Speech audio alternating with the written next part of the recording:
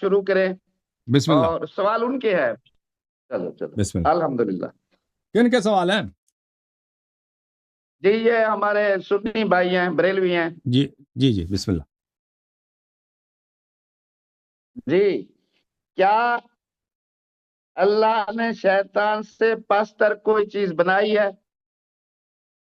شیطان سے وَلَقَدْ خَلَقْنَا الْإِنسَانَ فِي أَحْسَنِ التَّقْوِيمِ ثُمَّ رَدَدْنَاهُ أَسْفَلَ سَافِلِينَ.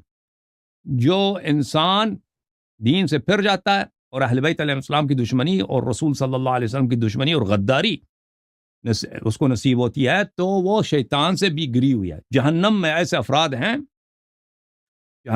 افراد ہیں وہ جس نے یہودیوں کو یہودی بنایا، جس نے نصرانیوں کو نصرانی بنایا، اور جو اس امت میں جبت و طاغوت بنے، وہ لوگ ان کا عذاب شیطان سے بھی سختر ہے. شیطان جیسا ہے یا شیطان سے سختر ہے، اس طرح حدیث میں ہے. جی اچھا تو سر اس کی کوئی ایسی ایگزامپل کہ ہم سمجھ سکیں کیا وہ ایسے جو بدتر چیزیں ہیں وہ انسانوں میں سے ہیں یا جنوں میں سے ہوں گے یا فرشتوں میں سے ہوں گے؟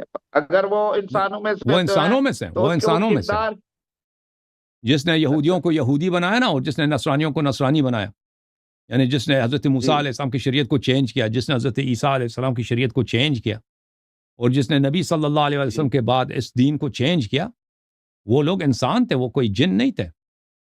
وہ لوگ جی ہاں، ان کا عذاب شیطان جیسا ہو یا شیطان سے شدید تر ہے.